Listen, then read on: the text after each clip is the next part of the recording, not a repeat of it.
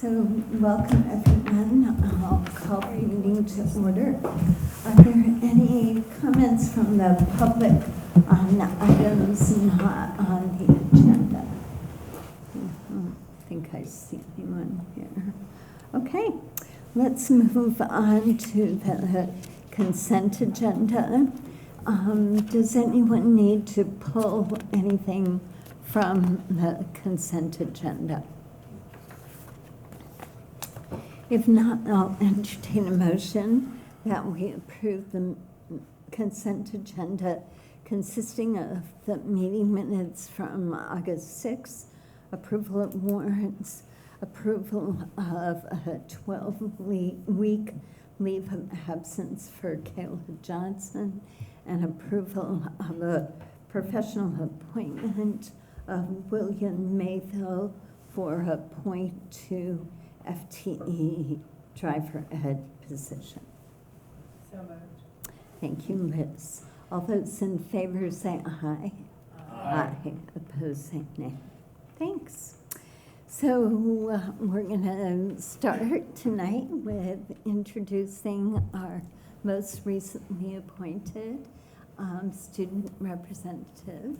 So Tilly, if you would like to say a couple words, that would be great. And then we'll go around the room and introduce ourselves. Yeah, I'm Tilly. I'm going to be a junior at Essex High School, and I'm really excited with working with all of you guys in making our community better. Okay, perfect. Thanks. So let's start over here. I'm Keely Shell from the village. I'm Brendan Kenny, Essex Town. I'm Diane Clemens, and I live in the village. Alvin Martier, Town. Andrew Roy from Westford. Martha Heath, I live in Westford. Beth Cobb, I live in Essex. I'm superintendent. I'm Brian Donahue. I live in Essex Junction, and I'm the Chief Operating Officer. Melissa Susan. I live in Essex. I'm Laura from the town. Kim, and I live in Essex as well. I'm Pat, and I live in Essex Junction. There's that. Both. I do. And this boundary thing is just, it's no good for me. Just Essex. Yeah. You live in Essex. I'm Essex. So welcome, Tilly. We look forward to working with you. So I'm going to turn it over to Beth to introduce Jackie Tolman. Yes, I am really excited to interview.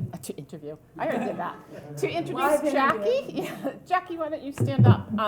This is our new interim director of curriculum, instruction, and assessment.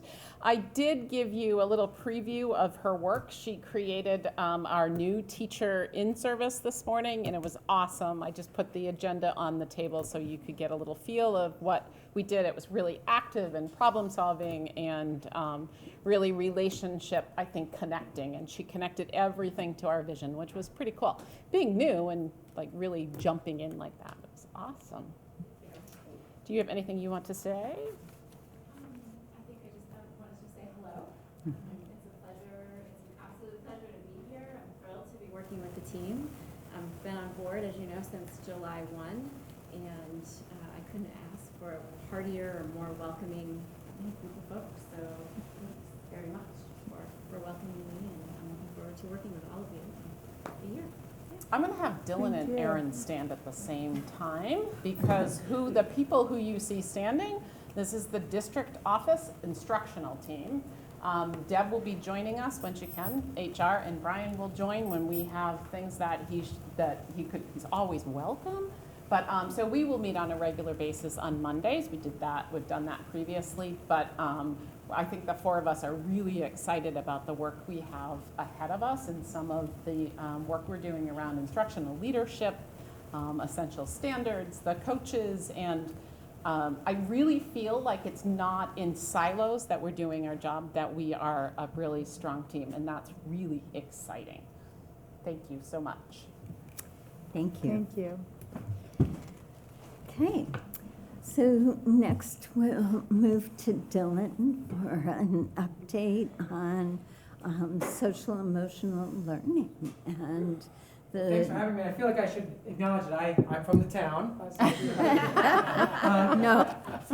No, you're from I've been in the town. the community. You're Yes. from the community. But I am happy to be here. I also have Ben Johnson and Jeff Goodrich from the high school here, so if, they can chime in about some work at the high school that's happening. And Sarah Smith, one of our newly hired SEL behavior coaches, is there. She's here with us tonight too, and really as an audience member, but also here just to kind of listen and answer any questions you have as well. So we're all excited to be here. Brian and I talked about the best place to stand with this configuration. There's really not a best place, so I'm going to stand here so that the cameras at least are toward me. I won't be offended if you turn and look at the screen because those are the slides I'm going to go through tonight. What we wanted to cover tonight is really just kind of recalibrate and look at why. Why social and emotional learning? Why are we investing in that? I also, more importantly, or just as important, I want to review the work to date. The last time I was here at the board was when we were talking about the need to hire 5 new positions. And so we haven't had a chance to connect in this format. And so I'd like to kind of bring you up to speed in terms of the work that's been done to date and answer any questions that you have. So the first point, you all are very familiar with this graphic. It's up on the screen. Is that we have a clear vision that encapsulates not only minds but hearts, right? When we talk about growing hearts and minds, we mean it. It's not just a tagline. We mean that we have to invest in social emotional learning. We have to invest in the whole person. We also recognize that one of the pillars to our work is social emotional engagement, and that's reflected pretty clearly in the building equity book that we read last year as a leadership team, and it's a part of our strategic plan and our continuous improvement plan in terms of really addressing social emotional learning across the district. And so that's clearly the impetus for why, but there's also a lot of research that backs that up. So this isn't just a bunch of educational leaders in Essex Westford community who just think it's a good idea. There's a ton of research out there that supports that this is a highly effective approach to, for kids. The most recent research that I've pulled up is in 2017.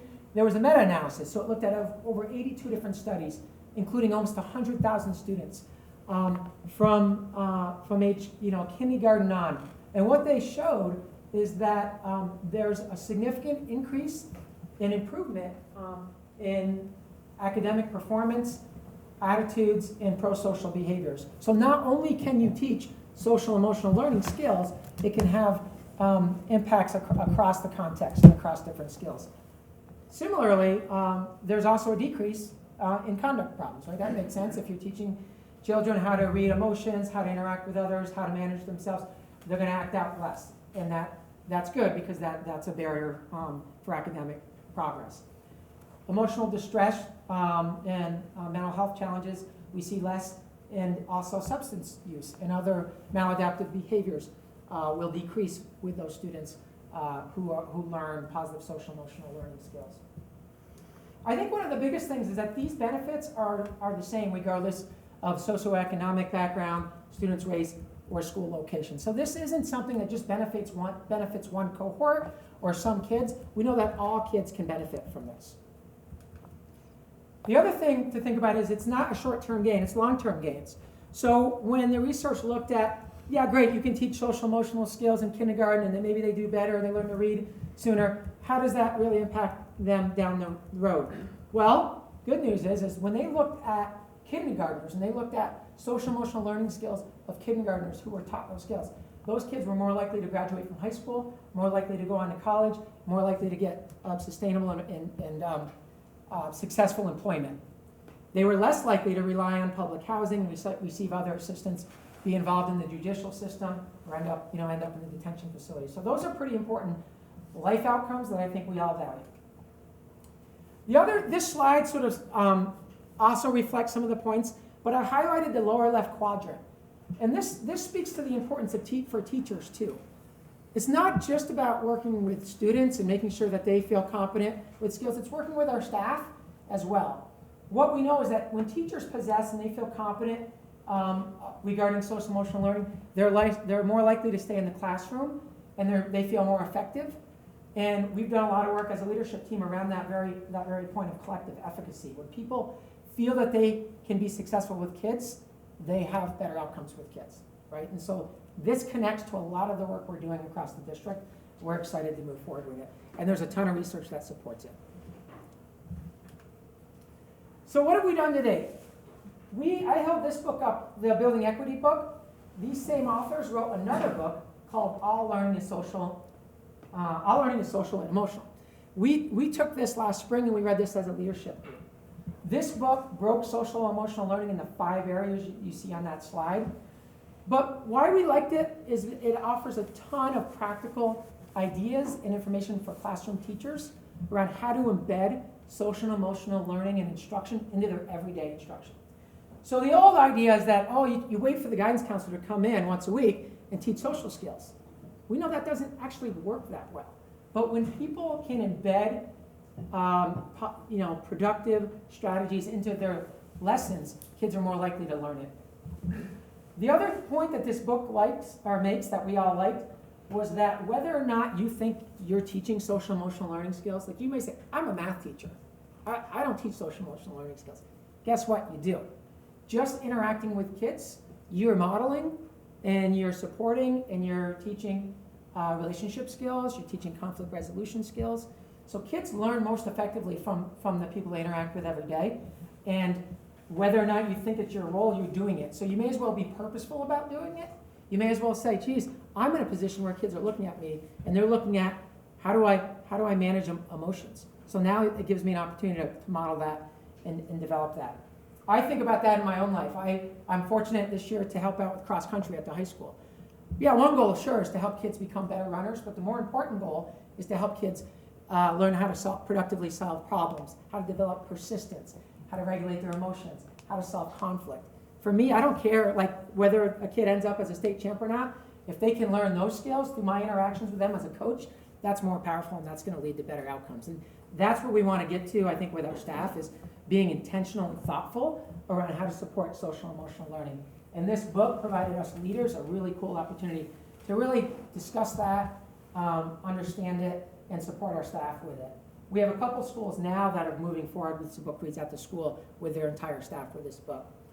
We're also excited to have one of the authors come in November, and I haven't asked Beth this, but I'm sure it's okay. We invite all of you to come on November to hear Dominique Smith. He's one of the authors, and he'll be reinforcing some of the work that we're doing in the district. So this book really served as a springboard for us for the additional work we did in the spring. The other work we did is after we read this, we had already designed sort of a strategic plan. This book allowed us to kind of reflect on that strategic plan. That plan was shared with a variety of stakeholders to get input, and we finalized it. And that plan talks about what are we doing around budgeting, around social emotional learning. How are we ensuring that our vision and our messaging to the community captures that? And so we've developed a very comprehensive plan to help make sure we move forward with social emotional learning. One of the first pieces of our plan is to identify a model or a set of competencies to guide our work. So I'll go back real quick. You can see this graphic. There's 5 areas there that the book framed social emotional learning in: identity and agency, public spirit, social skills, cognitive regulation, and emotional regulation. Those are what we call in the field competencies. Competencies are really a set of skills, a broad set of skills that can be taught and supported, but they really drive our work in regards to our performance standards or our essential standards, as well as our professional development, our coaching and assessment. So when we say, self-awareness, what do we mean? We need to flesh that out a bit, but the competency is the broad category. We realize that in EWSD, just saying we're going to support social emotional learning doesn't get us very far. We realize that we need to identify what are the big categories where we're going to place our time and our investment in our work. And so I pulled together a multidisciplinary team in May to really talk about that and identify what our framework would be. So some of you may have seen some communications about that. But when we did that, we wanted to consider kind of what's the research show? What's easy to convey to teachers and parents and board members and community members? There's a lot of work that's been done nationally and internationally in this area. are there models out there that already have a lot of resources aligned with that? And we've done a lot of work in our district, and prior to merger, we did a lot of work. And so we looked at the connection to that prior work, the connection to learning dispositions and transferable skills. We looked at such things as this model that came from the Wallace Foundation. This came out just a couple years ago. It's very comprehensive, and we appreciate it, but we also felt like it's a little heady, it's a little too cognitive, and a little bit maybe too complicated. I pulled up a couple resources from different states that have looked at this. They've created graphics to look at their domains. But where we landed, and what you may have seen in the spring when we put this out, I think actually in June, was we landed with CASEL. CASEL stands for the Collaborative for Academic and Social-Emotional Learning. It's an organization that's been around for almost 20 years now, and there's a ton of research that they've done, and there's a lot of resources that they've collected. They orient social-emotional learning, they kind of identify it as 5 major competencies. So up top you see red, self-awareness and self-management. That's what we think of traditionally as sort of the interpersonal skills. Those are the skills that as individuals that we have to develop to become aware of ourselves. In green are what we would consider the interpersonal skills. Those are the skills that you need to develop so you're successful at engaging with other people. The reason why that's important is because ultimately you want to be able to make responsible decision making, which is in the yellow there, right? So if you look at some of those sub skills identified for each competency, you get a sense of the flavor behind those competencies. But responsible decision making, I want you to look at the bottom right there, identifying problems, analyzing situations, solving problems, evaluating, reflecting. Those are all highly consistent with what we aspire our kids to do when we teach them academics. These aren't foreign ideas. These aren't new skills, but it's reframing it in terms of our intentionality, and it's reframing it in terms of embedding our instruction and support while we teach academics. Because those skills don't just happen by themselves if kids struggle with the things in red and green. You can teach all day long, you can have the best content delivery, but if a student's not aware of their emotions, if they're not aware of how to solve conflict, they're going to have a really hard time doing those things in the lower right corner. And so that's where we landed, and that's the sort of the model that we've adopted in terms of the buckets of competencies we want to support. This graphic just takes it one step further, and what it shows is that it's not just about school or the classroom, that these skills exist within the classroom, the school, and the home and community. So as we move forward and talk about the work that we need to do, part of it's engaging community, engaging parents to educate them around the work we're doing and bring them in as partners in the work we're doing. And it really does need to be a collective effort across the town, Junction, and Westford as one community. One of the reasons we like this, again, is I talked about is the resources. And this is just a quick slide to show you CASEL has a ton of resources. And so whether you're looking at supporting, like doing this at the district level, from what I'm doing, there's a lot of examples there. There's guides and blueprints for schools to kind of work in a stepwise way through implementation. And there's also, you can see the lower right, there's resources for parents and folks in the home and community. So this is just a slide that reflects some of the resources that we're starting to look through and identify what we can use to help us move forward so that we don't just recreate the wheel when there's already good research-based resources out there. So what I wanted to do is just give you a snippet. It's a 6-minute video of what I mean and what CASEL means when we talk about social-emotional learning. This is a video that several of the schools are using with their staff in terms of rolling out social-emotional learning. It's kind of an intro to what it is and why it's important. So Brian, you're going to pull that up for me and go watch that.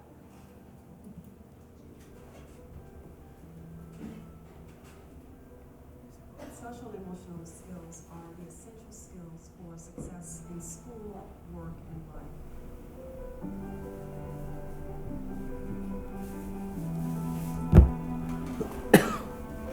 Social emotional learning centers their mind and body. It reduces their emotional tension so they can be open to new content and material. We find that academic outcomes increase exponentially when students are nurtured, loved, and cared for, that we get much more out of them when we first address social emotional needs. So for us, it's actually an academic intervention and not just an emotional one. If we expect students to be college and career ready, it's important for us to focus on these skills and competencies: self-awareness, self-management, social awareness, relationship skills, and responsible decision-making.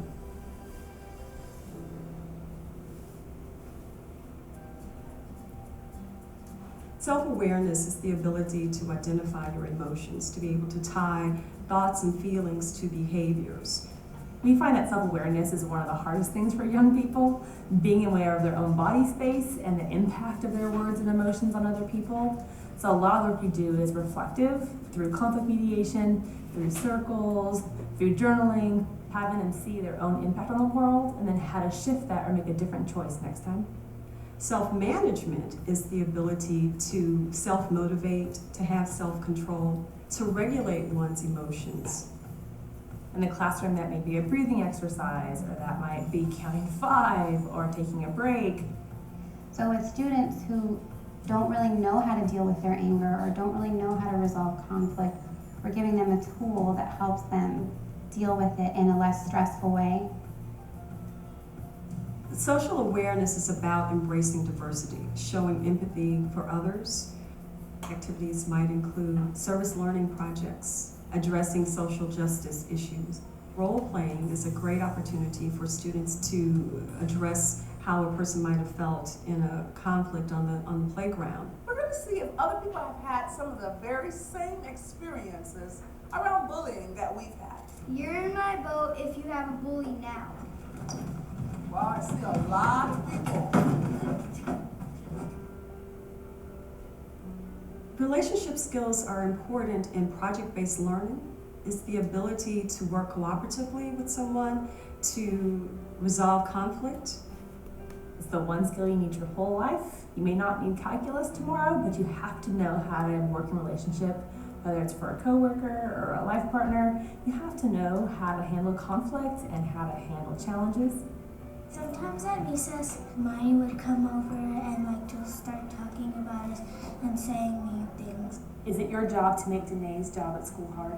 No, I know it's a form of bullying, and sometimes I'll say sorry to her. So you choose to be someone's ally and make a better choice. Responsible decision-making is considering the well-being for self and others. It's evaluating the consequences for various behaviors or actions. We do this through shared agreements, one-to-one problem solving, or having students debate an issue. If you were like, hey, Sheeta, how much does an A cost in this class? And you took out your wallet and I was like, $50 will work. Which one of us would be corrupt in that case? You're the one that's asking for the money? We're truly teaching these students to be productive citizens. We're teaching them life skills. We're teaching them how to problem solve effectively. We're teaching them how to be resilient. I think of all the billions of dollars we've spent on Title I and all these intervention programs, and when all is said and done, what do we have to show for it? I think we're trying to teach technical things instead of devoting some of the resources to teach who you are as a person. Once you know who you are, then learning becomes exciting because you've already established a discipline.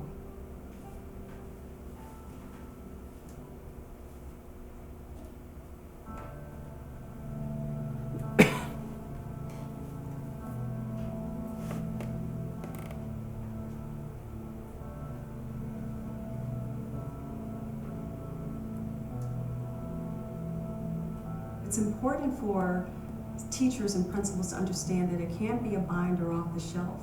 It can't be something that happens from 2:15 to 4:30 on Tuesdays and Thursdays. It has to be part of the school culture. Giving teachers flexibility, giving them a range of skills, giving them different ways that it can look, and allowing them to take their own personality and match that to what they want in their classroom has been the best way to get authentic, true practice. If we continue to do what we've always done, we're always going to get what we always got. Is that good enough? I don't think it's good enough for the 21st century. We need to be the outliers to try things that have never been tried and see if they work. What are we waiting for?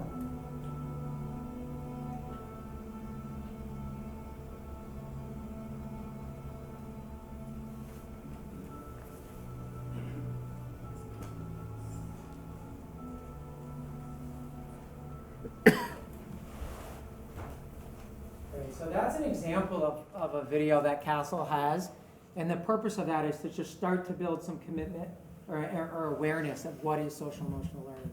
It, obviously reinforces a lot of what I already said tonight, but I think it's a nice video that folks are going to start to use with their staff, because we've identified that right now people have different ideas of what we mean when we say that. So some folks think that Sierra she's coming in as a coach to work with the 10 kids that need extra help.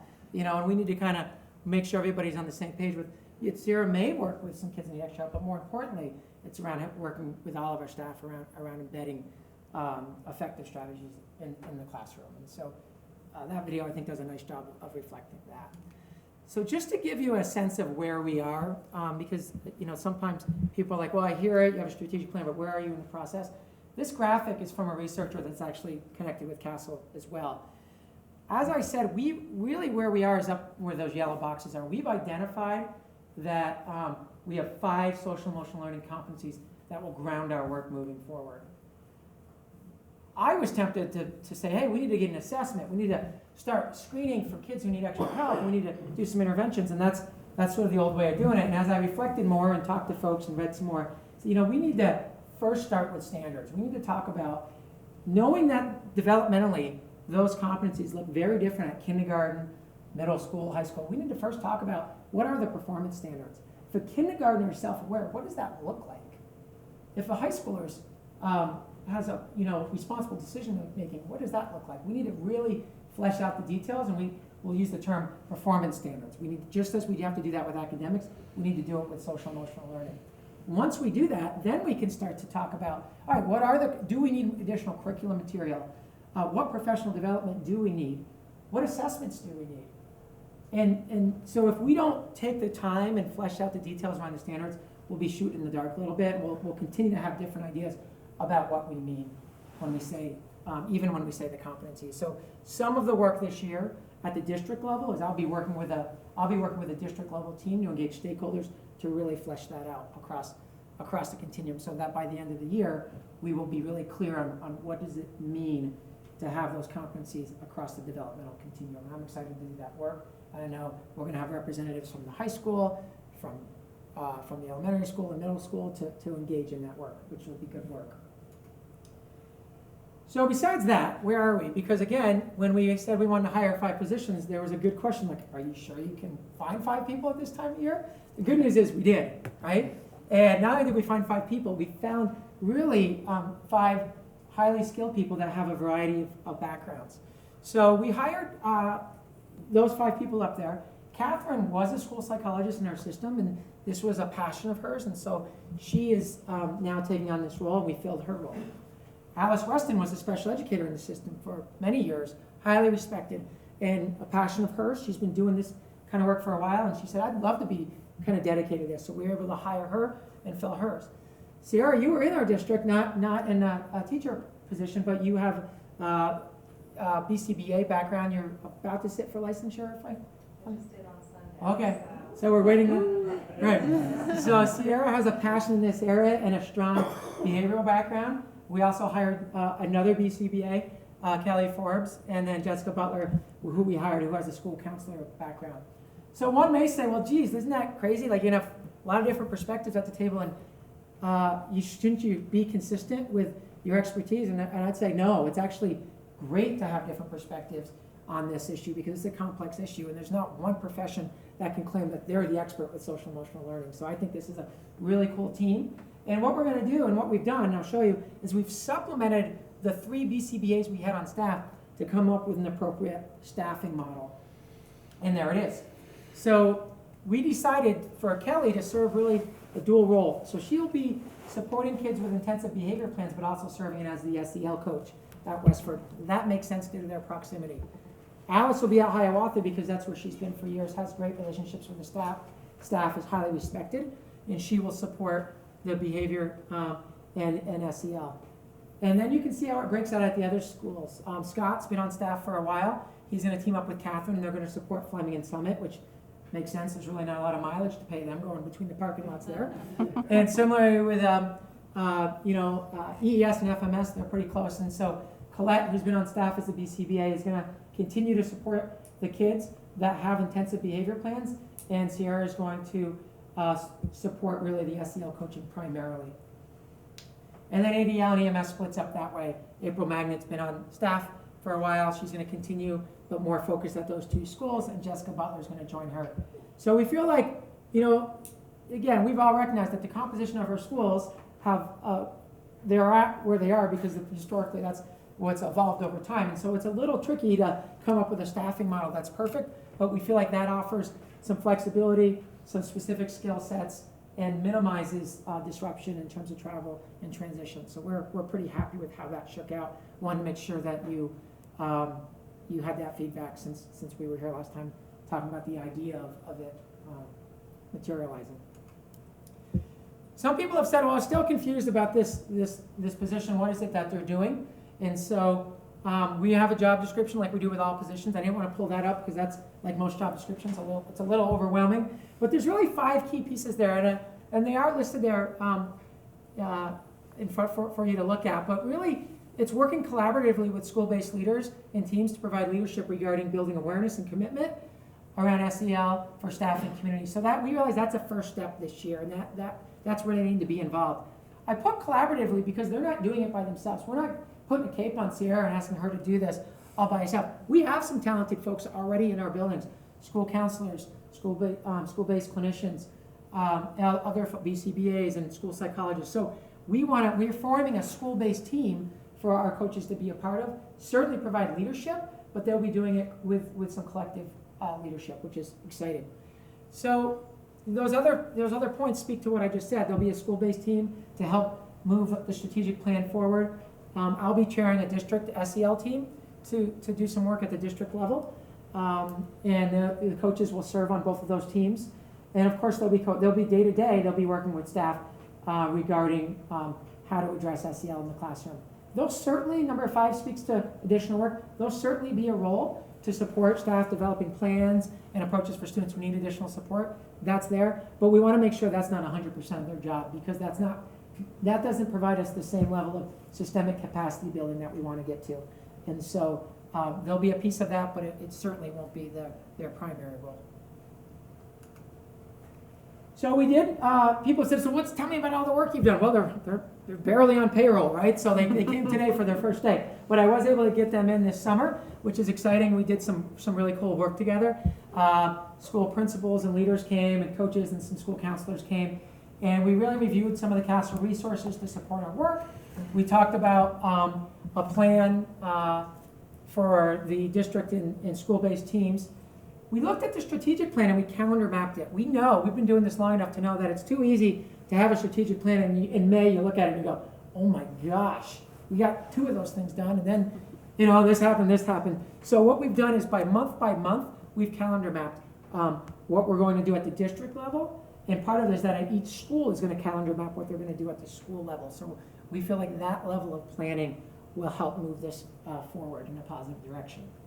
And so the team structure for the team was established at the district level. Again, I'll be chairing that up, and we'll have about 15 people representing schools from across the district, and we sort of established that and agreed on a format for that at our meeting on the 14th. So that was exciting work. So other than that, we haven't been busy at all. But that's just sort of a quick review of where we are today. I wanted to open it up for questions or thoughts. You can ask them to me, or you can ask them to folks in the audience too, if you have them for them. Okay, thank you very much, Dylan. You covered a lot in a short period of time. So what questions or comments do board members have? Brendan? So Dylan, I'm interested in the sort of the top 5 responsibilities of the position. Yeah. I didn't see a lot of students mentioned. Is it imagined that these folks will be interacting directly with students? And what does that look like on the ground? Yeah, it could to some extent, but that's not a primary role by any means. I mean, Yeah. I think we have a lot of folks in the building that are already doing that when we think about our school counselors, our school social workers, and those types of things. And some of those split positions, when I think of, for example, Westford, you have one position for 160 kids, Right. and they are serving kind of as the coach and kind of the BCBA. So there may be some more direct student work there than at some of our other schools, but that's not a primary role. Yeah, good question. Other questions or comments? Diane? During budget season, we heard a lot of comments about how are the community and parents going to be informed? What's the outreach plan to communicate that we're not just throwing money at something? Sure. Beth and I were just talking about that this afternoon, not about the money piece, but just around the community outreach. Well, remember, I prefaced it with budget, so I mean. So, I mean, we've put some messaging, it's gone out on some of our communications thus far, and I think that I would like to do something like maybe a community forum about it, to do some, building awareness, drawing the connection between this and academics. We're also looking at a forum coming up around school safety and drawing the connection between this and school safety. When people think about school safety, a lot of they think about, oh, we got to invest in IDs and locked doors and alert systems. Yes, and we also know a really good proactive strategy is to build skills in people. You look at the common thread with a lot of school violence is a lack of problem-solving skills, a lack of relationships, lack of connection. So we'll certainly draw that connection for the community and also look at some other community forums, and I'm excited to do that. I've also tasked that at the school level as one of the roles for the coaches to work with the team around how do we build awareness and understanding at the school, because sometimes we can put something at the district level and the attendance is sporadic, but I think at the school level people tend to feel a bit more connected, and so my hope is that the coaches will work with their teams to develop a format to engage parents in the community in that. Connect with the PT. I think we should connect with the PTO and do some education with them as well. And that's part of the strategic plan. But recognizing that the budget's coming up in 6 weeks, I hear you. We need to make sure that's done. Well, remember that there are people who walk the streets and want to say, and that position, what is? Oh, I've heard. So, Yeah, I mean, I've heard it. Yeah. So it's out there. I read the front porch forums and the Essex Vermont forum, and it's interesting what the topics come up, and it's hence the question. Yeah, no, it's a good question, and I've already heard it as well. So, and if they're saying it to me, I'm sure they're saying it behind my back. So I recognize that we're not adding new resources at the high school level. Yeah. But one of our goals as a unified district is to have sort of consistency, or to be thinking about the whole system and not just part of the system. Knowing that there are people doing this kind of work at the high school, is there any connection at all? Yes. So Jeff and Ben were both at the August 14th meeting to kind of look at the strategic plan and start to calendar map things at the high school. And you guys can talk a little bit if you want. But I think we identified that although they don't have a coach, we need to think about whose responsibilities, and it won't just be one person, right, especially given the size of the school, but who can kind of be the champion of this to help coordinate that. And you guys can add on if you want. Yeah, very comprehensive. I don't want to say anything that duplicates what you shared, but it is a little different in high school just based on the size and scope and the age of the clientele and folks that we're working with. Ben and I agreed to kind of be the points for the high school for this body of work and embracing the platform of Castle, which, as you pointed out, is a myriad of resources that we hope to infuse within the classrooms to work with teachers. I envision a lot of direct work with students. Just my other existing role, I have a lot of contact with students, working with them on behavior plans and academic improvement plans and things of that nature, tier 1, tier 2 interventions out of MTSS. But the ultimate goal would be out in front of the behaviors and be proactive and get those skill sets out of the castle into the classrooms more intentionally so that disruptions are reduced, not just for the individual creating the disruption, but for everyone else that's experiencing that disruption, which can look a little different. And I do love the timing into school safety. We had a meeting this morning about school safety and creating a welcoming environment where everyone does feel safe and free from aggressive behaviors and various things. I think is a very key and important timing. So thanks for bringing I'm wondering to what extent these resources will be available not only to classroom teachers for their development in these competencies, but also for everybody else that interacts with our students. I'm thinking about like instructional assistants, coaches, substitute teachers, because my experience as a sub was it was kind of like, you should take classrooms where you know that you're prepared to take the classroom. And there wasn't, hey, if you have questions about our approach to social emotional learning, you can reach out to this person, so that when you come in, it's not like a totally different experience from the real people. Is there going to be a way to reach all those other people who are touching our kids? Yeah, I can be honest with you, we haven't come up with a specific plan in terms of the substitutes. I think that's a good point. I know there's a course that all people need to take, or there's some sort of, an online course, but the question is, we've already talked about how can we make that more effective, and my question would be, how do we also embed some of the information on what we're doing around SEL for new hires like those folks? Absolutely, instructional assistants, aides, and I think it needs to be all, right? It's not just, I've used the word teachers, but I do mean all staff that work with kids. To that point, we traditionally don't have paras and other staff November 25th, that Monday before Thanksgiving. They're usually off. We're bringing them in this year to be here to hear Dominique Smith talk about this. We want to make sure that they feel included, they are aware of the framework that we're working with, and all principals I know are highly invested in making sure that it's all staff. Great. Understand this, but that's critical. Yeah. Ben? I don't want to overstep my, I think, but at the high school, we've taken a real team approach, and the team, as we're starting to build, goes not only teaching staff, but custodial staff, security staff, and just anybody who interacts with the student, because our folks in food service interact with our students a ton, every day, and so getting a cross section of all those folks and get them knowledgeable about, how to work with all students too. Patrick? Dylan, I'm not going to ask you to run before you walk, but during the presentation when you talked about I guess basically measurable outcomes, like how do you measure 3 or 4 years down the road whether or not a high school student has adequate self-awareness? These are obviously going to be clearly much more difficult to sort of pinpoint progress than testing is. Absolutely. So I'm wondering, I know that you're still sort of setting this up, but how does that happen when we're further in this process? Yeah, I think there's a couple ways. I think, like with anything, we need to look at multiple variables to look at to measure success. And so we have some outcome variables now we can start to track and measure in terms of graduation rates, attendance rates, and those types of things. But I do think too we will land on an assessment, right? And so I've already started to do some research, and I kind of know what I want us to use, but I need to engage stakeholders. But there are research validated assessments out there that actually align with those competencies that you can use as what they call screeners, and then more advanced assessments for those kids that need it. And so if we're doing that routinely and we integrate that into our assessment plan, we would start to collect some data on that.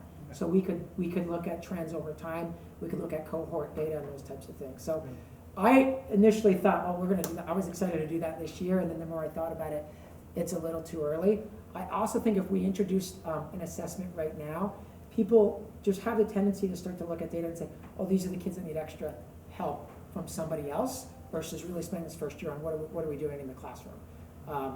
And we will land, that's in our strategic plan by the end of the year, is to land on an assessment to use to integrate into our assessment plan across the district. Thanks. Yep.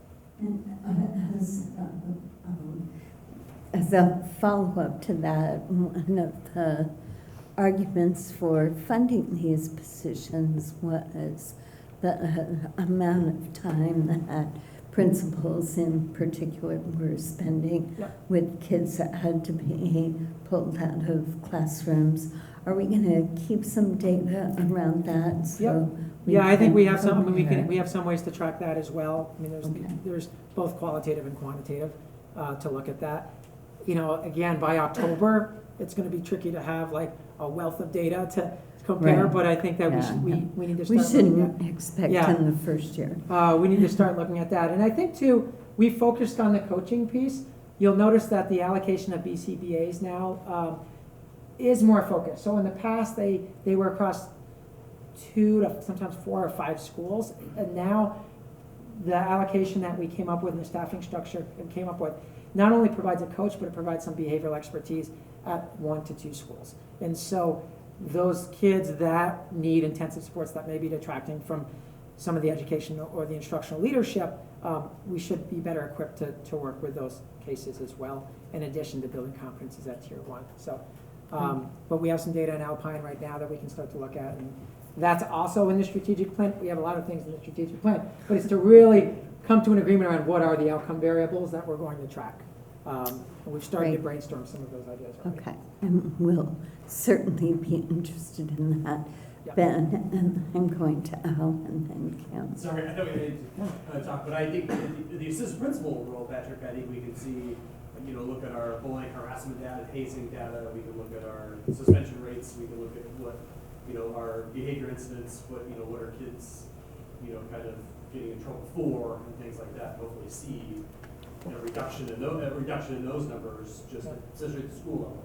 Kind of things that we're seeing. And I think the one thing it bears with good is the equity survey that we gave. We should see, hopefully, improve.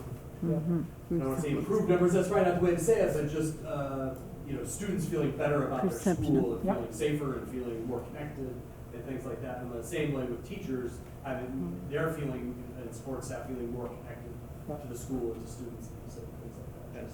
Yeah, that's interesting, linking it to the equity survey. If we're doing that year after year, I can see that as being a really valuable sort of tool that would work nicely. And that's a good point. That survey has some data that directly relates to social emotional learning, and I'm sure that you'll see it. And I'm sure Aaron will talk more about it. But we see social emotional learning as a pillar under equity. So that survey data alone is one source that will be helpful.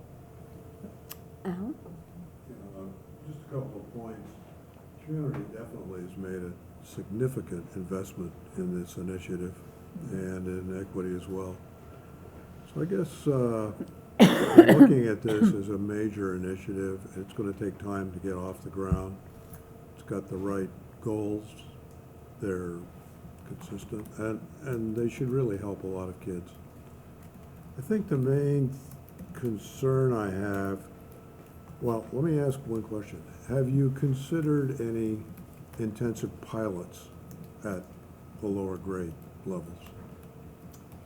Pilots in what way? Well, a full implementation, an accelerated implementation, K23, for example. Not at this. At this point, I think we've committed to allocating resources K8 across. There are some schools that are doing. All the schools are in slightly different places, so some schools are doing like this book read with their staff, others aren't, but we haven't articulated a well-designed pilot. Okay. Second question has to do with the training timeline. I think there should be a training plan for all staff and some goals set regarding when that effort would be completed. Now, having said that, I'm interested in the data, the outcomes, so I'll be looking forward to your assessments. Great. But how do you feel about job descriptions and job performance standards for all staff to ensure the success of this initiative? Let me start with your first question. Okay. Your first point is the calendar mapping that I spoke to does touch on your point. The point of that is to really identify what's happening at the school level and when it's happening to build awareness and commitment around staff, and part of that's around professional development.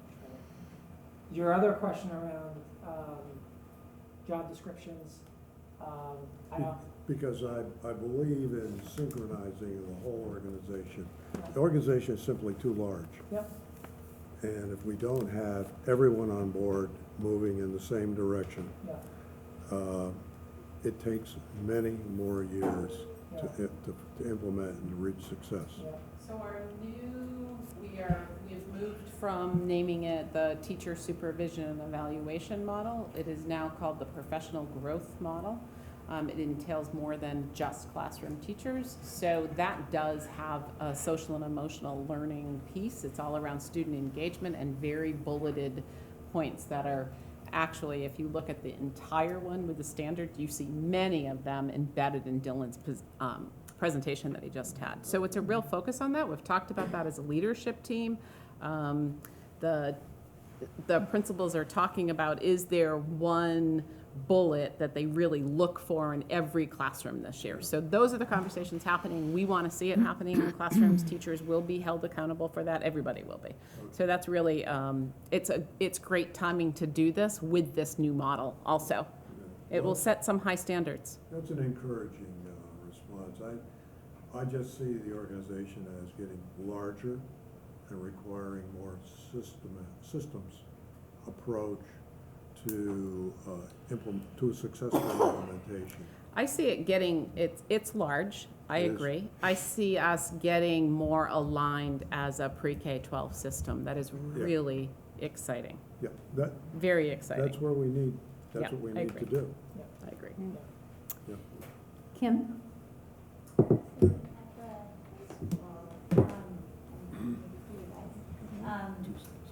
If it sounds like it's a team approach and how it'll be delivered, and I'm just wondering, understanding the different age appropriateness or otherwise, like the modeling piece that you were talking about, Dylan, that happens when teachers are learning and we're building capacity and in those standing in front of our kids every day. How will that happen in the absence of I know you folks will be the point people, and it sounds like, Jeff, you'll continue working directly with students, but I'm thinking about the capacity of those standing in front of our kids. Yeah, but I mean, so one of the things, we have started to do a little bit of that work at the high school through kind of some restorative practice work that we've been doing the last couple of years. So we're going to try to find a way, and talking with Dylan, to kind of marry those concepts together a little bit, to work together. But I think it's kind of how we do everything else for teaching and learning, through professional development, through setting some goals for our staff around kind of expectations around it, and also with this committee that we'll kind of form to guide that work around some of that work that we will be doing is that calendar that Dylan kind of brought up of how we are going to kind of teach our staff and give them the skills to do it. So that's kind of the work that we are kind of coming into the year to engage in. You're also been at Essex High School, which is all part of social and emotional and the diversity work that's happening. And at our next board meeting, Erin will be presenting on the equity work she's doing, and a lot of it's happening at the high school. So that is also ties into, will be happening this year. So that ties into the whole social and emotional also.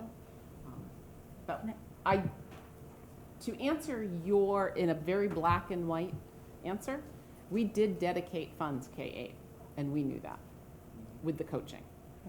We knew that we had some people that were very interested in there, but we dedicated our resources there. So that's just a very simple black and white answer.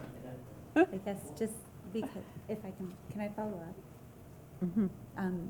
Just thinking about the restorative practices having been described as happening in pockets, it doesn't, I don't feel great about that being the model that we would be using to impart intentional social and emotional learning at the high school. I don't think it's been received as something that is happening consistently.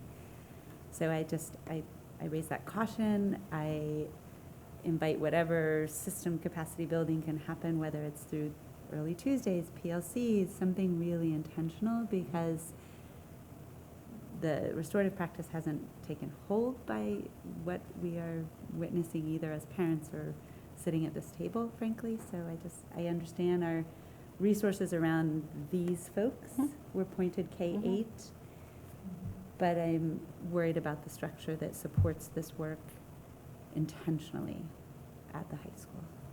Erin?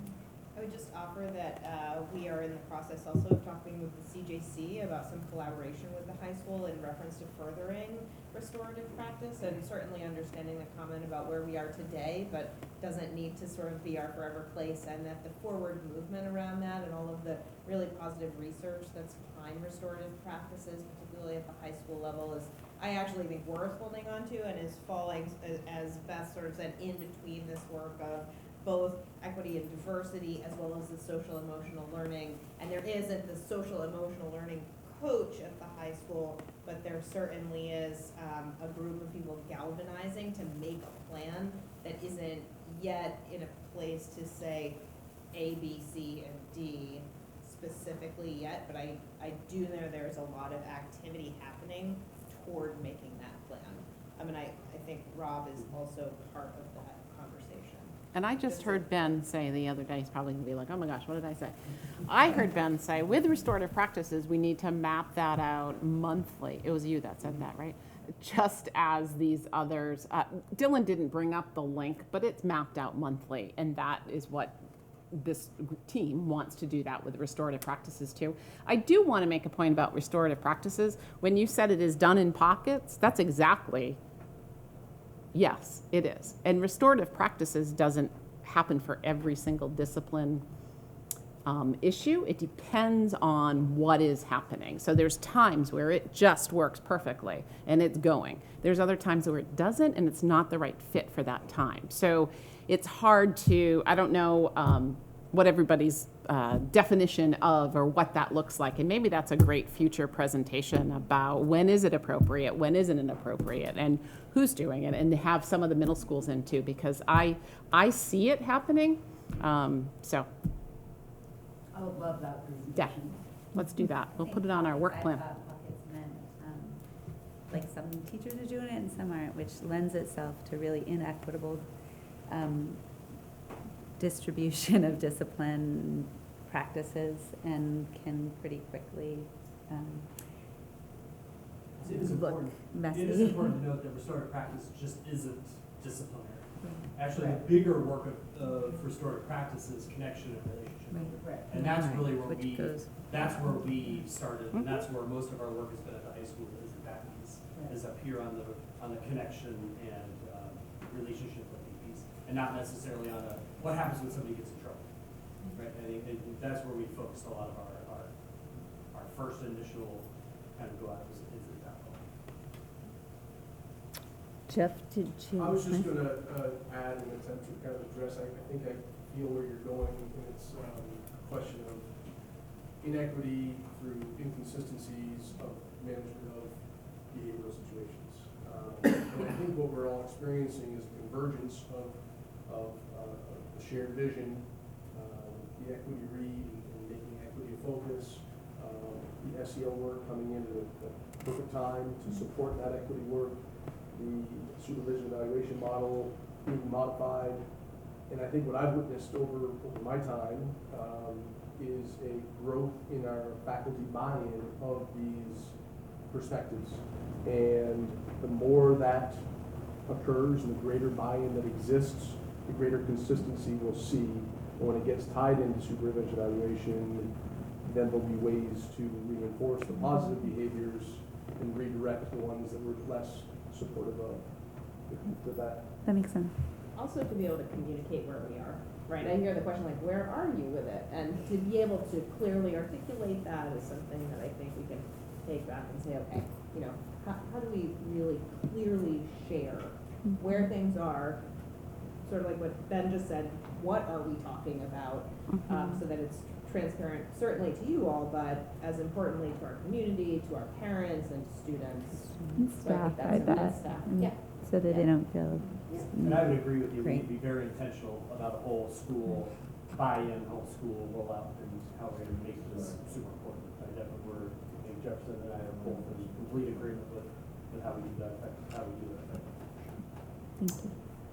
Brenda? Well, the other point from the SEL standpoint is that if it's done right at the K-8 level, those students will demand an experience in the That's high right. school that Right. is That's right. consistent with what they've That's right. experienced. So it's good that you're thinking about it now. They will I demand. think Dylan and I had that same exact conversation just the other day Yeah. on that as well.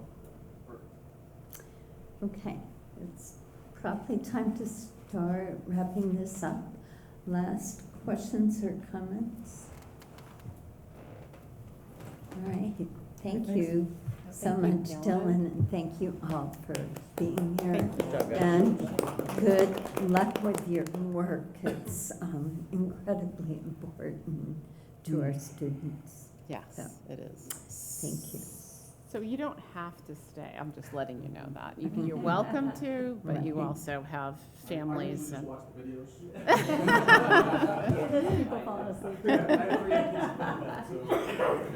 Thank you. Thank you. Okay. Thank you. Thanks.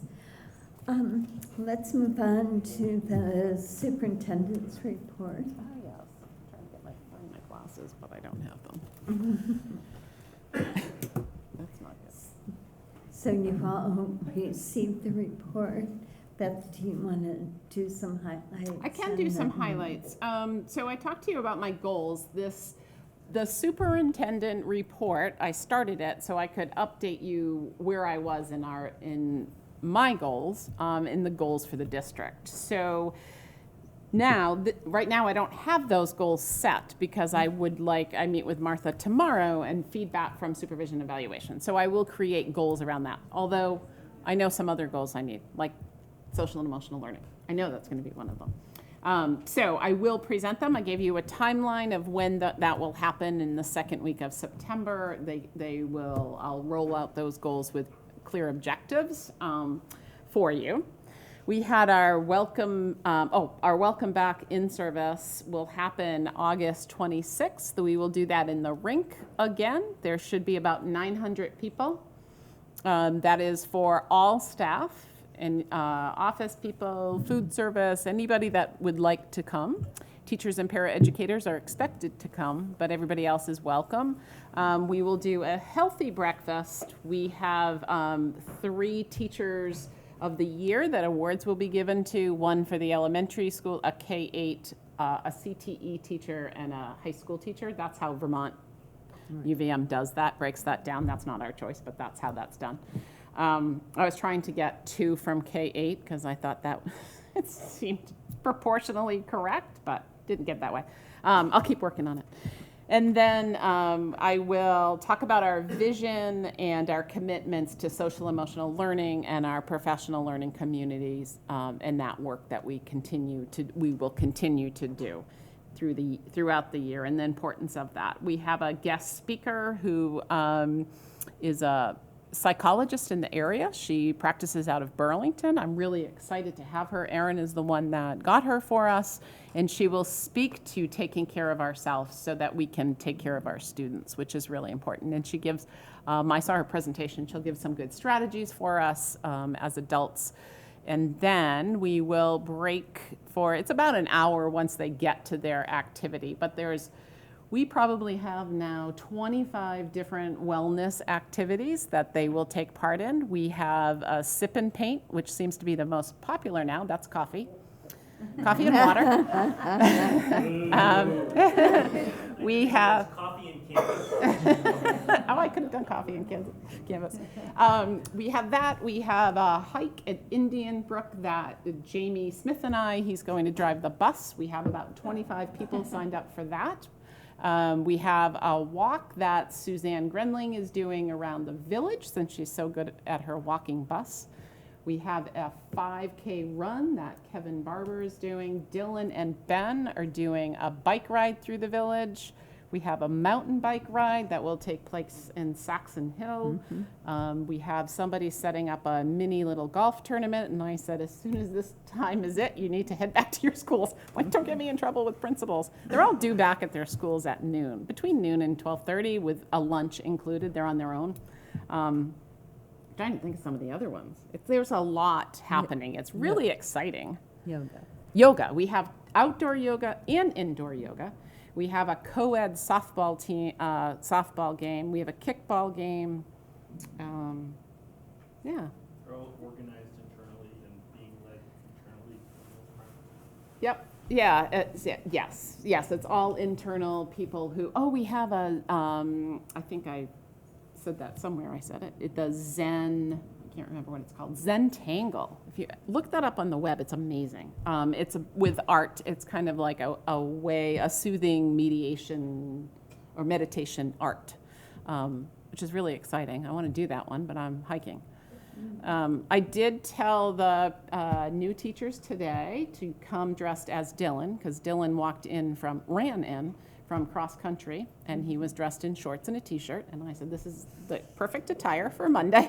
Do not come in your best unless you are going to go to. We also have we asked Jillian to stay for a bit to learn more about it, but we do have somebody talking about, I can't remember who it is, talking about wellness and how to kind of carry that over. I also, one of the suggestions is grab some colleagues and go to the Nest and have a cup of coffee. It's really about wellness and what they need to take care of themselves to enter a school year, because we have it's a stressful, emotional job, and I want to recognize that for them. We want to as a team, which we've had awesome feedback. People are very excited. We, several of us, Brian was there with us, we went to the Vermont Principal Academy. Every year the VPA puts on a leadership academy. This year it was in Stowe. It's been in Killington for, I don't even know how long. Yeah. I've been going about 25 years. It's been in Killington for many years. It's going to now go back and forth between Stowe and Killington, which is nice for people around here. They could come home at night. I like to have the team together and overnight, because I think you start to build some different relationships and you're hanging out at different times than just when you're sitting in a workshop.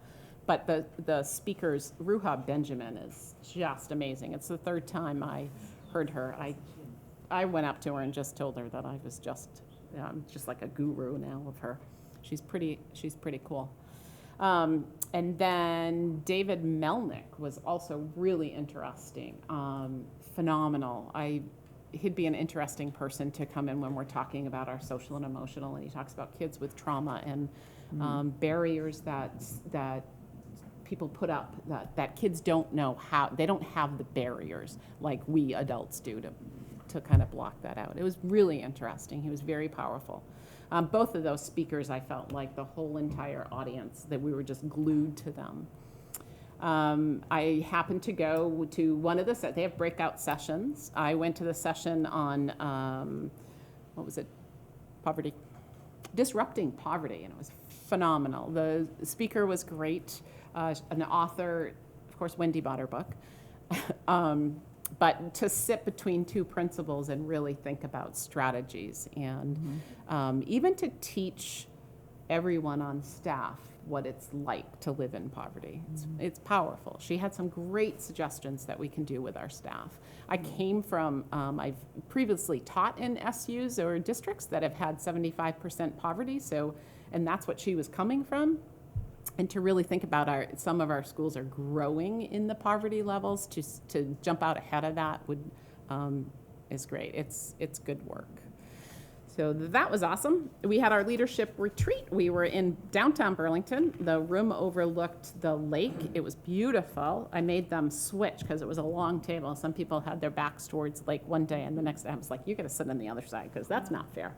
I was at the end by the by the presentation, so I had an awesome look. But we broke up there were great spaces with like couches and tables and just a lot of breakout spaces. So the teams, the way that I lead retreats is it's not sitting, they're getting in different mixed groups. So when we were in the one space, it was kind of tight, but we were okay. But they broke up in a lot. They broke up in grade level as principals. They broke up randomly, or I put them into groups. So they were constantly with different people. What I noticed today, we have an assistant principal, Brian Clark, at ADL. I watched several of the principals here just scoop him up, and they're giving him a tour, and it was nice. And I think it was from that retreat and just getting to know one another. It's the leadership team's a phenomenal group of people. Worked a lot on the professional growth model, and that's what they changed the name to. So that was interesting work. And we came back, we needed more time, and they dedicated Monday morning to more time to be together.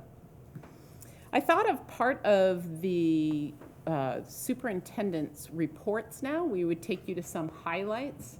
I have gotten that message that highlighting some schools. Our website does that, but I thought it would be interesting to do that. Whatever I would highlight to you is what's happening is on the website. But I'm going to have Brian go to the website.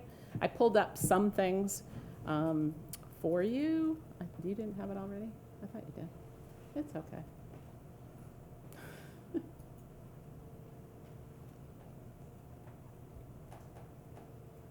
So of course, our transportation is highlighted throughout on the website. And we had that informational night. We had probably 30 to 40 people show. I thought it was very informative. I have to say that we are really lucky to have Jamie. He presented well, he's calm, he's kind, he's empathetic. You can tell he's a dad because he's empathetic to people's questions and their worries, and that came across really strong, which I really appreciated. The new playground at Thomas Fleming School, that their ribbon cutting is next week. That's exciting. Let's see, what else? The child nutrition. So you might have, one of the reasons why I highlighted this, you might have people saying lunch lines are really long. It's because we're switching over the system, and they'll need to know their code, which every school I ever taught at, kids had to remember 4 numbers, and kids do it. So we worry about as adults that we can't do it. Kids are fine. I'll have to write mine on my hand or something. So that's new. And then, yeah, I think that's about it. The new pamphlets that Jamie was, I was really impressed that we now have rules, if you want to call them, for the buses that are consistent throughout. I think that's so cool. I love that he used the, I don't know if Natasha probably helped with that too. Did you? The logo, and it just looks like EWSD on those signs. I think that's great. And then the pamphlet that he gave, he had several of these pamphlets out to talk about safety, about walking and riding their bikes and things. So I just wanted to capture some of those things for you. It was, I'm impressed with what's coming out of that. Questions?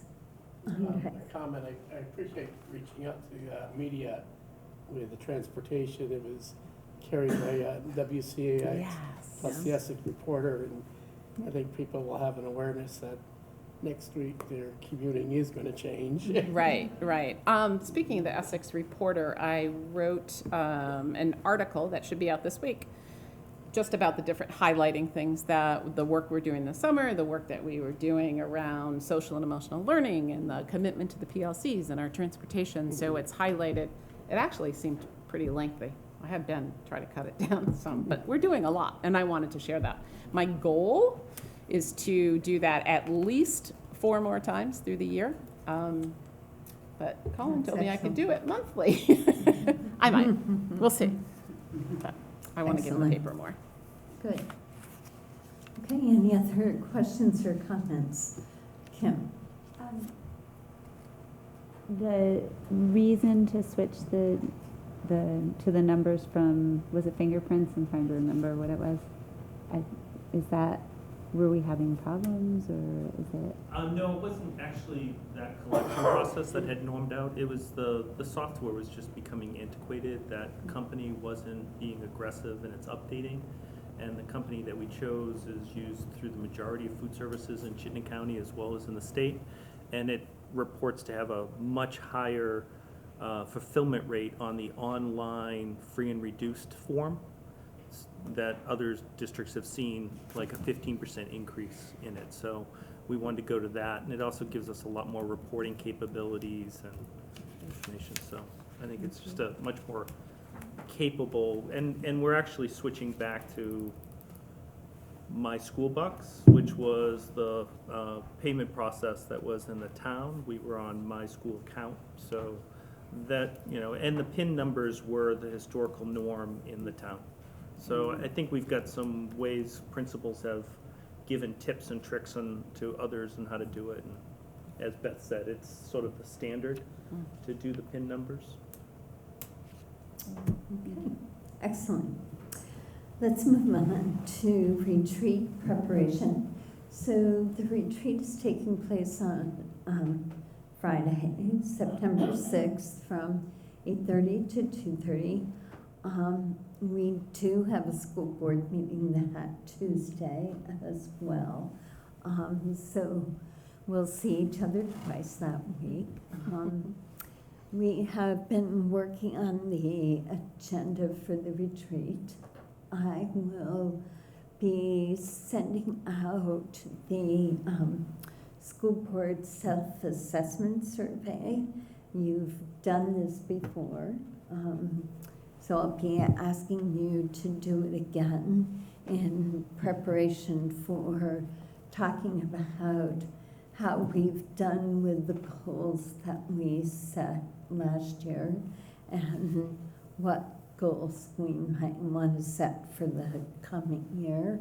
I think Kim and Pat and I feel like we had way too many goals last year, and some of those goals were things that really are just the expected work of the board.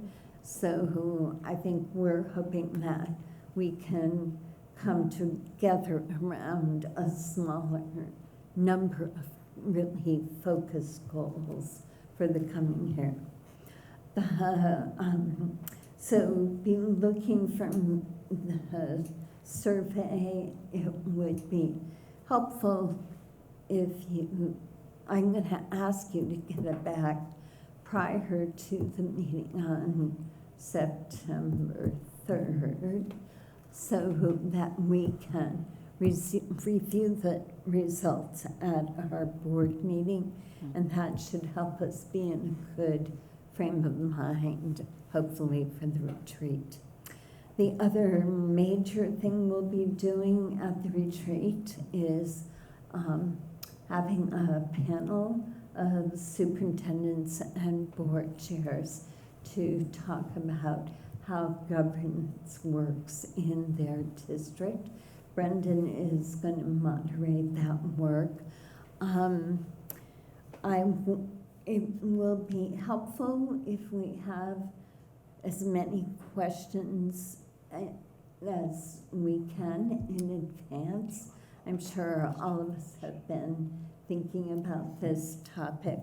So Beth has started a place where I'll be putting the questions up so you can see which ones have already been recorded, and maybe that will help you think of the questions that you want to be sure get answered.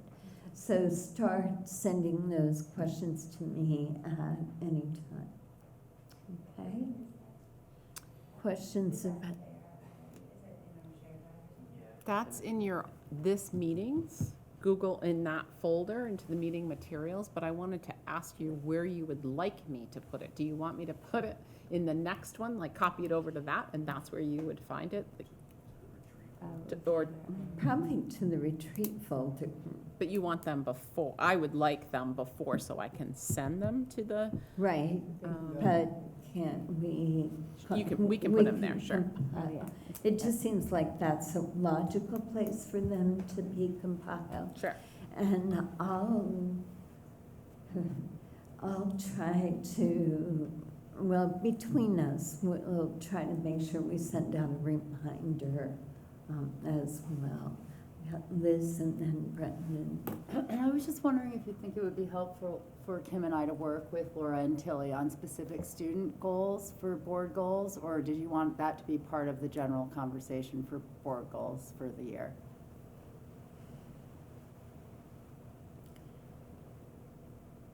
I think if it was going to be a board goal, it would be something that the board was going to try to accomplish with the students. I think the students are probably going to have goals that go beyond what would be part of the whole board's goals. Does that make sense? I mean, I can see the board having a goal around continuing to have student voice as part of our decision-making process. But I can see Tilly and Laura talking about, we want to visit every school X number of times. This will be the focus of our conversations. You know, so I can see the students having a set of goals for what they want to accomplish during the year that's separate from the board's goals. Somebody else, Brendan. It looks like, maybe I'm the only one, I only have view-only rights to the governance panel document. That is the second time I've done that recently. So you can view it. So I can only look at Keep it. your comments to yourself. I'll fix it right now. Yeah, so Been having issues. I know. Should people send their questions to me? And then It depends on how you want to do it. or They do could we- go right in and do Well, that. let's do it that way, but if we do it that way, be sure you're not repeating a question that somebody else has asked. Maybe the words are slightly different, but if the gist is the same, let's try not to be repetitive. Keely? It might also be useful to have you or someone else look over the versions at the end to ensure that no one accidentally typed over someone else's question or deleted one, if we're all collaborating on one document. Okay. We'll try to do that. Keep track of it. Yeah, I okay. can do that. You can, all right, good. I can try, I just know what my schedule is like between now and September 1st. And it's not conducive to doing anything extra. Anything else about the retreat? This will be at the police station once again? Yes. Okay. Yep, and lunch will be served, so you don't have to bring your own lunch, okay? For our students. Yes, I was hoping that you had been talking to them about it. We are trying to be thoughtful about the agenda to have, recognizing it's a school day for you guys. We don't know how deep in you are a week in, whether or not, I'm sure your teachers would be fine with it. Are you comfortable escaping for the day, or is there a part of the day that is better than the other as we're thinking about time? There's part of it that's anchored. The conversation on governance is 11:30. The folks arrive at 11:30. We have lunch. They begin at noon, and that they'll be here there for an hour, right? And then the board will convene conversation after. The panel's there for an hour, something like that. They're talking for an hour. Well, I think it's longer than that. I think it's 12 to 2:30. Right. That's bound by our panelists. So I don't know. If you guys can think about that before we get together to set more specific times, we'll be goal setting and think about maybe when you start, you'll have a better idea of how it will feel. You'll know whether it's an A or B day. What does your schedule look like? Is that work that you can feel comfortable going for or bowing out of? Or, and we were talking about potentially, if there's parts of it that can happen, seeing if we can set up a little video thing. Right. We're record definitely the gonna do meeting. that. We're really gonna try and So do that for the you day, can- ideally. Not but- public taping, but something that you could watch if there are parts or all of the day that you can't be. Not to put you on the spot, but just for you guys to think about it and Okay. let us know what can work. Okay, task team updates, communications and engagement. So we met, our team met, and then we followed up with that by meeting with Beth and Brian in the administration on working on, and Erin, who's not here, but I'm pointing to her, on a schedule of community engagement activities for the calendar year and trying to figure out, really being intentional about what that means and what that could look like.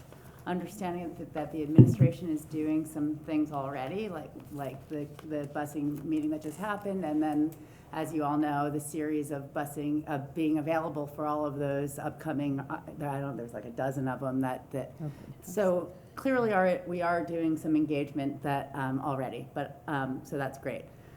We need to really be intentional around what kind of engagement we're doing, whether it's administrative or whether it's board work or whether it's work for Voices for Education. So we have these 3 buckets that we're working on, and our communications team has been working on making sure that we all know what we're doing and trying to stay coordinated and not duplicating any efforts, and being really intentional as we think about what our community wants to know and hear about, what they care about, how we can be just better at doing that and more intentional. So there's a couple of updates around that.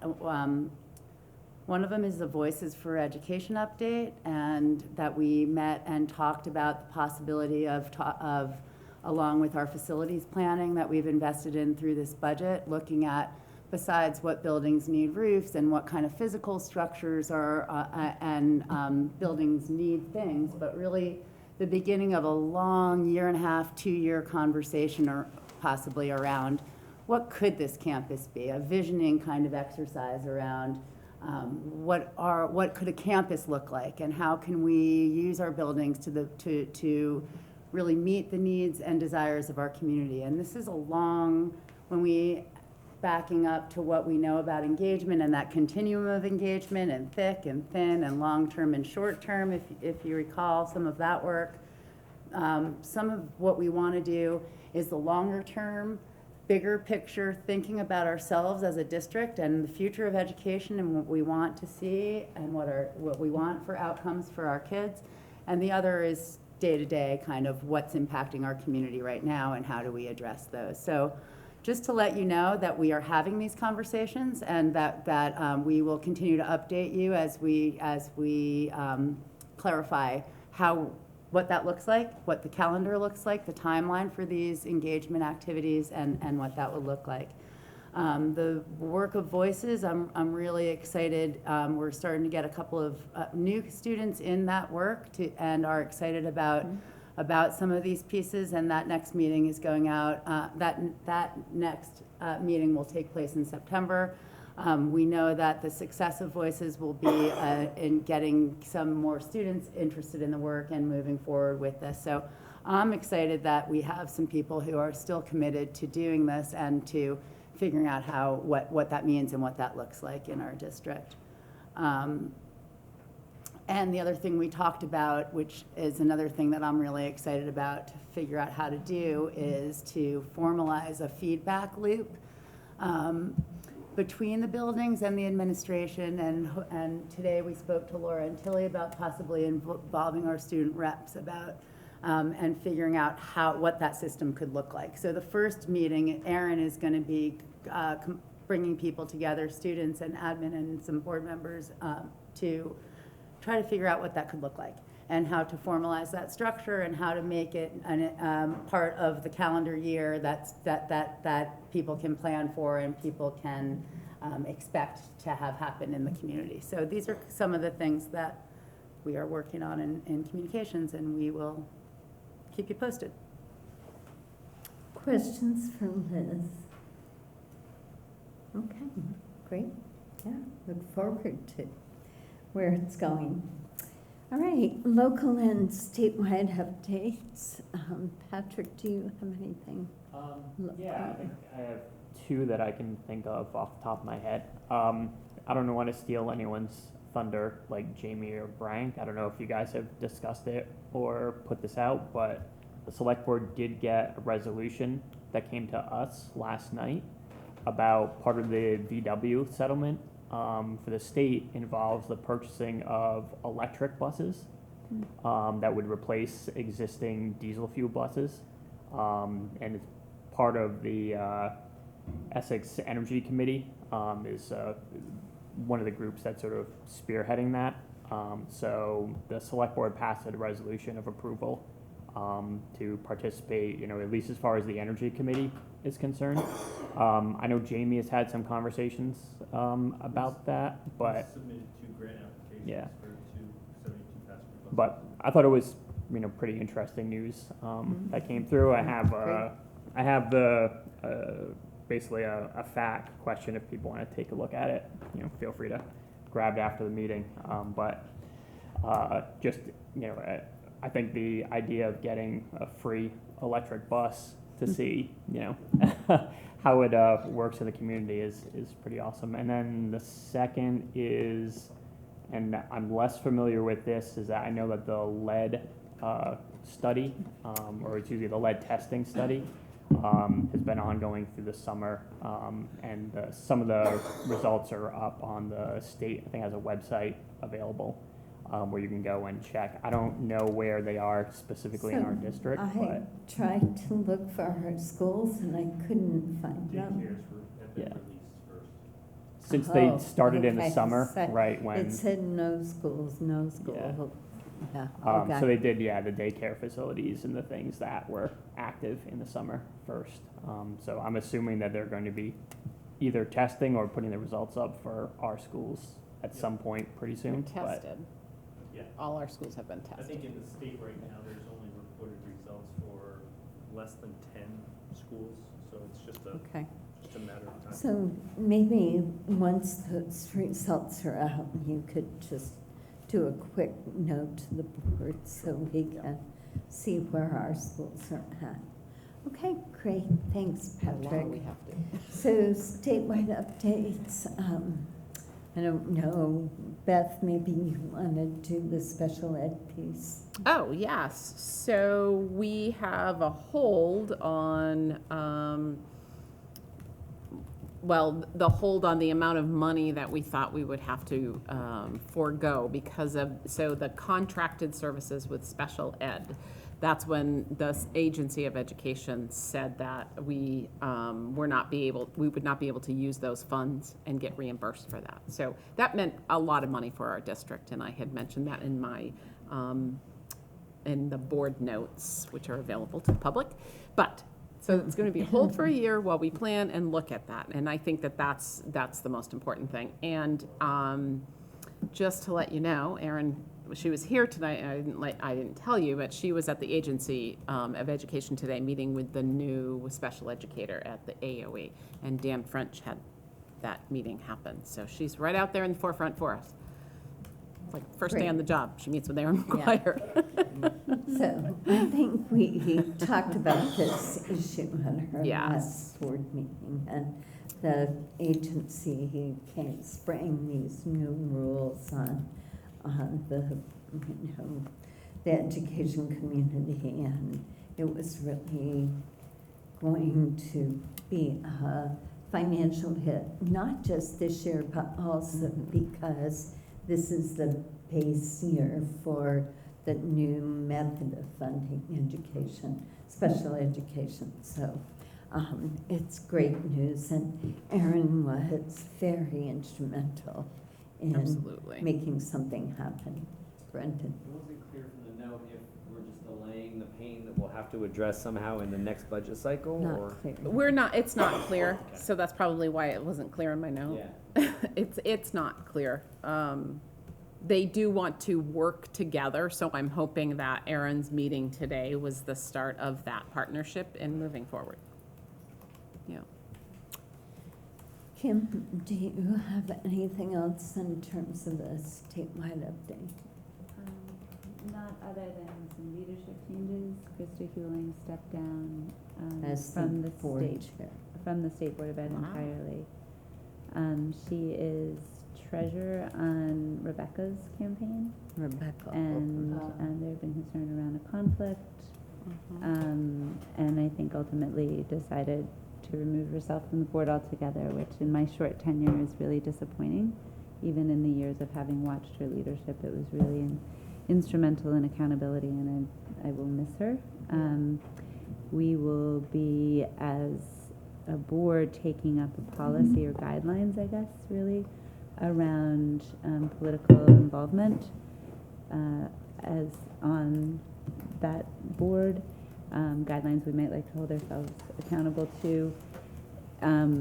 Those don't exist right now, and so it was a very, somewhat disjointed process, I think, that maybe led to that.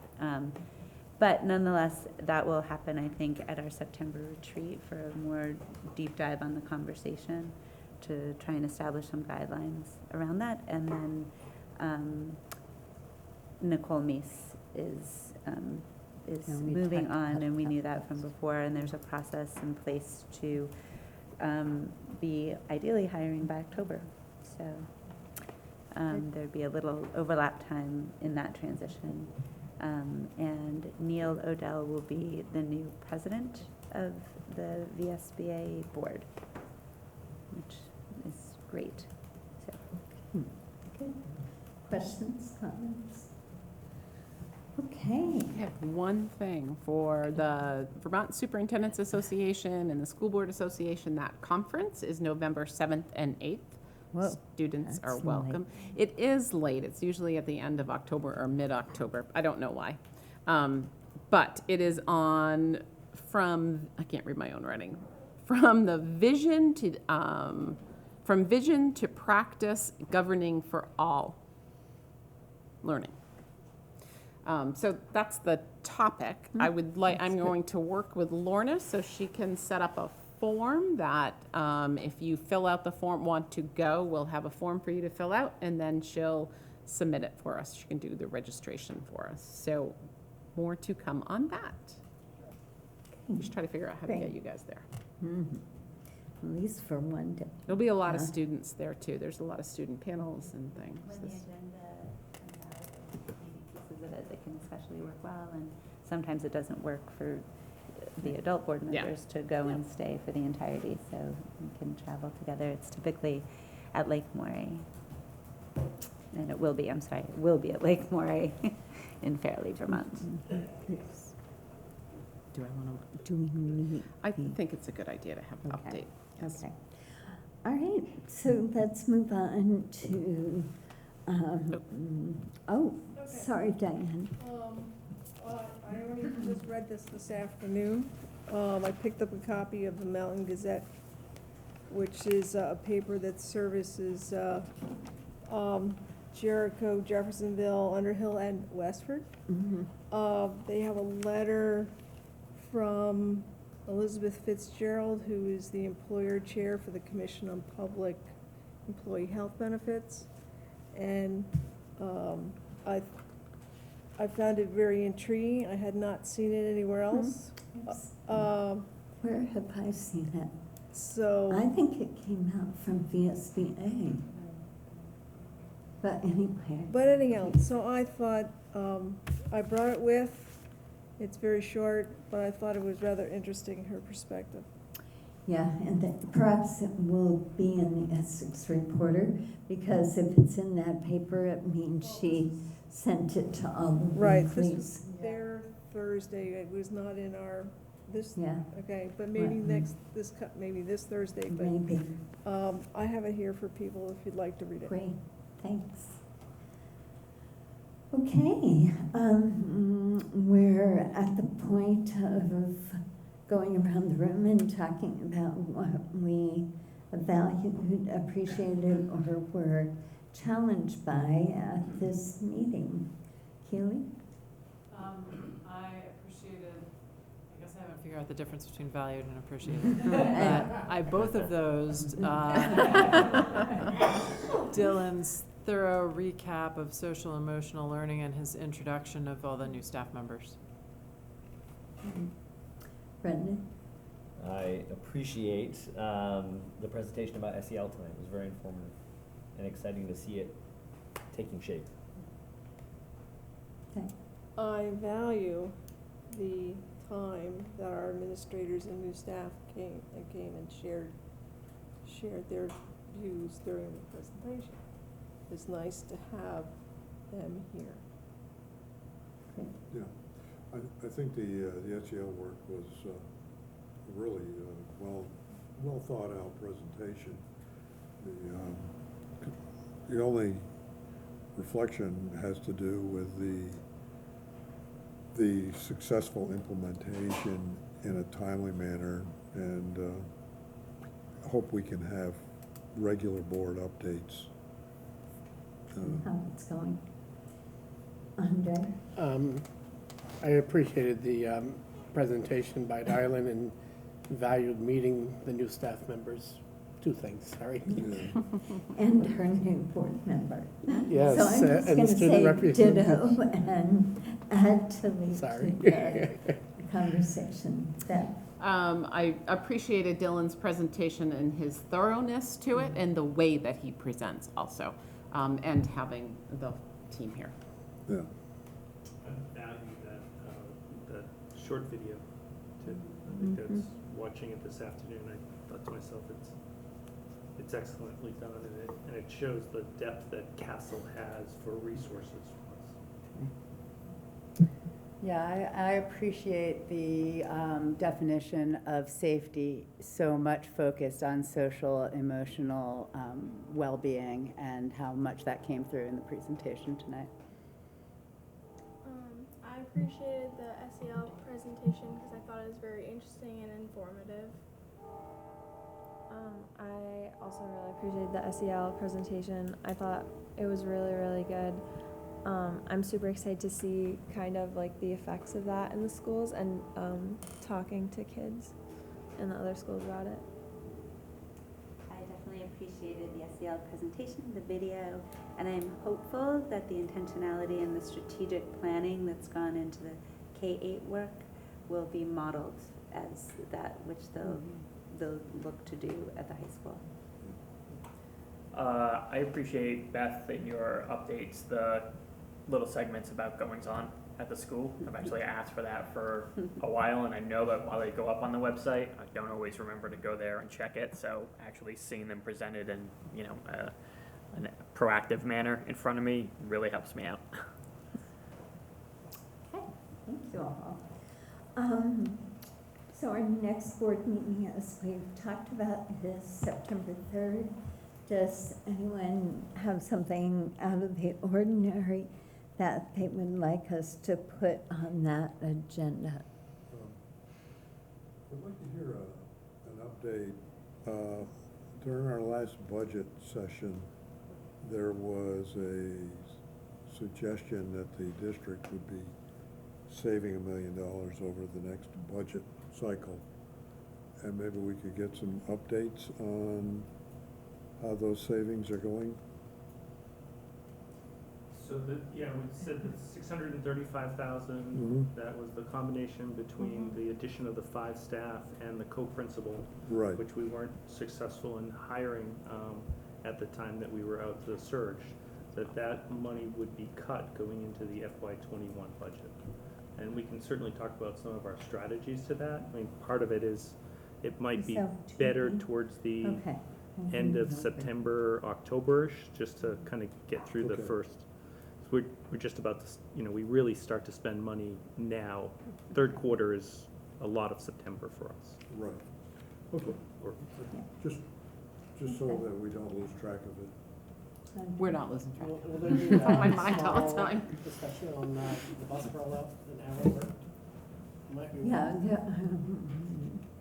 Yeah. extensive, but.